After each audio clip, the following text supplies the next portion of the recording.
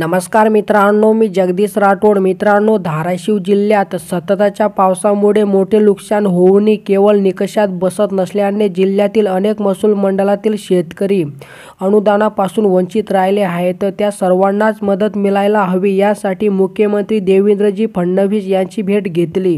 वस्तुनिष्ठ परिस्थितीचा आधार गृहीत धरून सततच्या पावसाच्या निकषात बदल करत राज्य नैसर्गिक आपत्ती अंतर्गत शेतकऱ्यांना मदत देण्यासाठी मदत व पुनर्वसन खात्याच्या सचिवांना मुख्यमंत्री फडणवीस यांनी सूचना दिल्या असून मदतीपासून वंचित उर्वरित शेतकऱ्यांना दिलासा देण्याबाबत मुख्यमंत्र्यांनी अनुकूलता दर्शवली असल्याची माहिती आमदार राणा जगजितसिंह पाटील यांनी दिली। मित्रांनो, धाराशिव जिल्ह्यातील 57 पैकी 33 महसूल मंडळात ऑगस्ट आणि सप्टेंबर महिन्यात अतिवृष्टी झाली होती। अतिवृष्टीमुळे बाधित असल्याची नोंद झालेल्या मंडळातील 1,81,000 शेतकऱ्यांना राज्य सरकारने 221 कोटी रुपयांची नुकसान भरपाई मंजूर केली आहे। याच कालावधीत धाराशिव, भूम, परंडा आणि तुळजापूर तालुक्यातील 24 महसूल मंडळात मोठ्या प्रमाणात अतिवृष्टी झाली असताना प्रचलित निकषामुळे अतिवृष्टीची नोंद झाली नव्हती, मात्र झालेले नुकसान मोठे होते।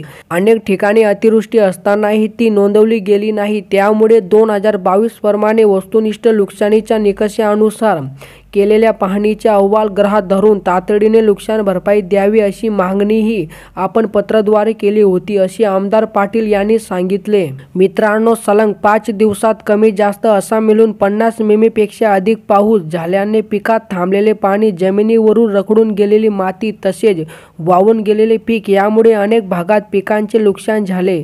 सलग 5 दिवसाच्या कालावधीत प्रत्येक दिवशी किमान 10 मिमी पाऊस झाल्यास या प्रचलित निकषात बसत नसल्याने 24 महसूल मंडळातील शेतकरी मदतीपासून वंचित राहिल्याची बाब मुख्यमंत्री फडणवीस यांच्या भेट घेऊन त्यांच्या निदर्शनास आणून दिली आहे।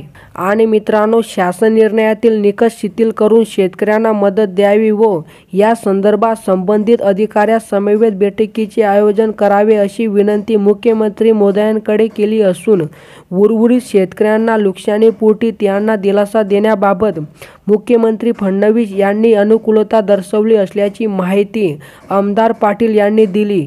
शेतकऱ्यांना जोवर मदत मिळणार नाही तोपर्यंत पाठपुरावा करणार असल्याचे त्यांनी म्हटले आहे।